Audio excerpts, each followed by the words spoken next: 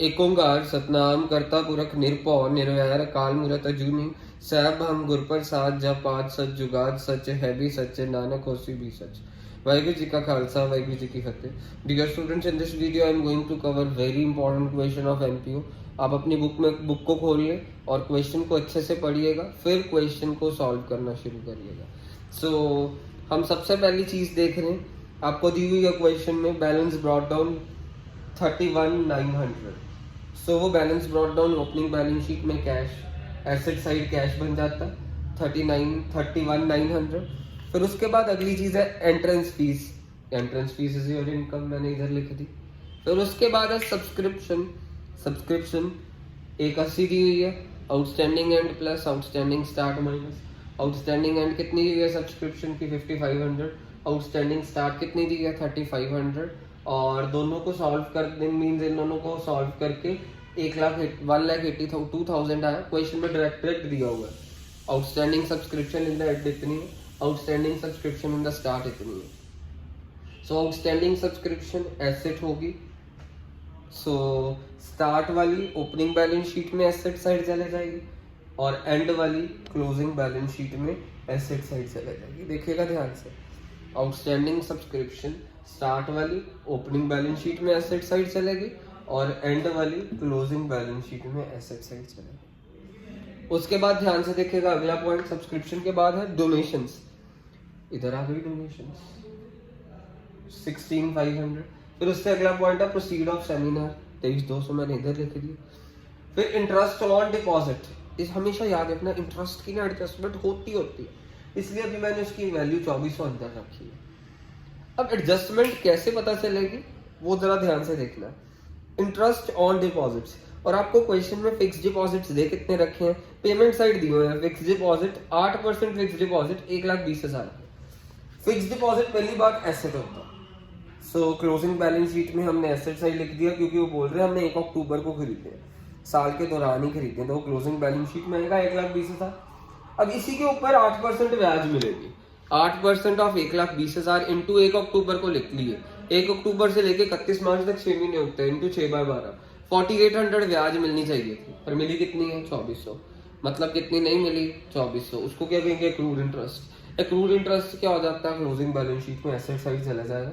देखो मैंने यहाँ पे लिख दिया एक्रूड इंटरेस्ट 2400। अब आगे आ जाइए, अगला पॉइंट देखिएगा रेंट। इधर चला गया एक्सपेंडिचर साइड। आपको लास्ट में एडजस्टमेंट दी हुई है कि रेंट वॉज, उन्होंने बोला हुआ है लास्ट में बोला club had 3 months, club paid 3 months rent in advance both in the beginning and end of the year. So आपको वो क्वेश्चन में बोला हुआ है कि बिगिनिंग ऑफ द ईयर और end of the year means rent 16,800 pay करा, beginning of the year में भी और एंड ऑफ द ईयर में भी 3 महीनों का रेंट एडवांस में चल रहा है। सो प्रीपेड रेंट आएगा कैसे, 16,800 इंटू 3/12 4200। वो साल के अखीर में भी प्रीपेड है और साल की शुरुआत में भी प्रीपेड है। उन्होंने बोला हुआ साल की शुरुआत में भी 3 महीनों का किराया प्रीपेड है और एंड में भी 3 महीनों का किराया प्रीपेड है। सो 16,800 इंटू 3/12 कर 4200 minus prepaid and plus prepaid start, ये हमारा एसेट होगा प्रीपेड रेंट। सो एंड वाला prepaid rent closing balance sheet में एसेट साइड चले जाएगा, prepaid rent closing balance sheet में एसेट साइड चले जाएगा, एंड वाला प्रीपेड रेंट। सो ये देखिए, और स्टार्ट वाला prepaid rent opening balance sheet में एसेट साइड चला। फिर उसके बाद वेजेस आ गया, वो लिख दिया। अगला पॉइंट लाइटिंग चार्ज, वो लिख दिया। अब हमने बुक्स के बारे में देखिए, बुक्स का दिया हुआ पॉइंट। बुक्स हमारी साल की शुरुआत में क्वेश्चन में बोली हुई एडजस्टमेंट में कि 2 लाख की तो बुक साल की शुरुआत में थी, यहाँ पे लिख दी।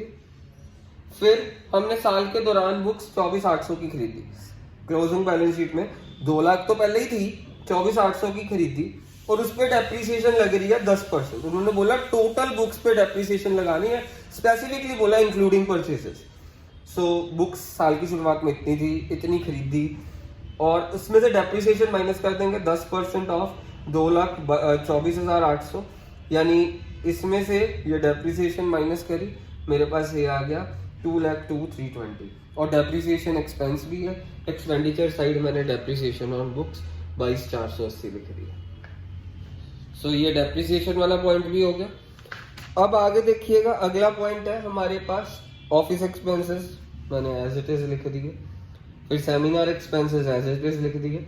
फर्नीचर, साल की शुरुआत में फर्नीचर दे रखा था 85,000 का, तो साल के आखिर में कुछ बेचा नहीं है अभी तक, 85,000 का ही देगा। उस पर डेप्रिसिएशन 10% लगनी है, 85,000 माइनस 8,500 76,500, और डेप्रिसिएशन ऑन फर्नीचर हमारा एक्सपेंस भी है, तो ये इनकम एक्सपेंडिचर अकाउंट के एक्सपेंडिचर साइड 8,500 चला गया। अब इनकम एक्सपेंडिचर अकाउंट खत्म हो गया, इस तरफ का टोटल बड़ा आ रहा, वो दोनों तरफ लिखा, उसमें से ये सारा कुछ माइनस करा, मेरे पास सरप्लस इतना बचा 87,320।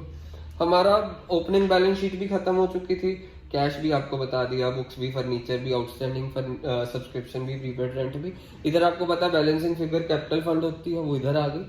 अब हमारा आपको सभी को अच्छा, अब हमारे पास मेन पॉइंट रह गया, एक लाइफ मेंबरशिप फीस आपको दी हुई है, तो वो लाइफ मेंबरशिप फीस हमेशा आपको पता है liability side of closing balance sheet होती है।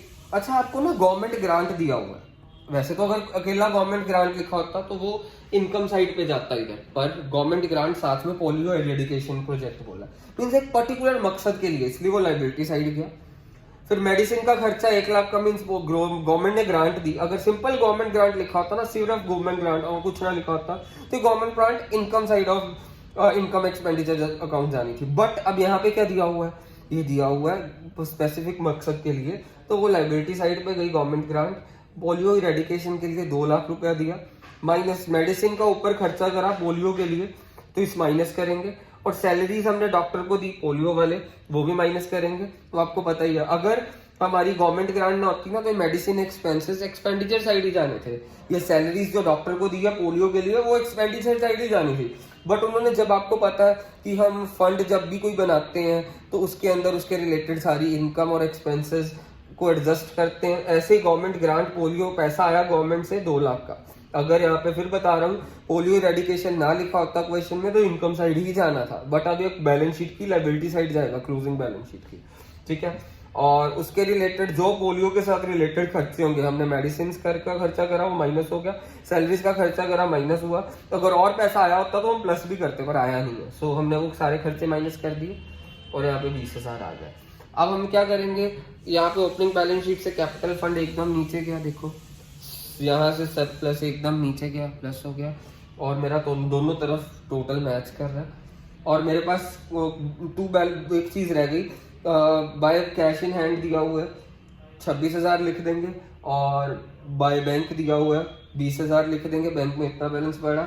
हम दोनों तरफ टोटल करेंगे, 456,920 आएगा, इधर भी 456,920 आएगा। ये क्वेश्चन खत्म हो गया, दैट्स इट।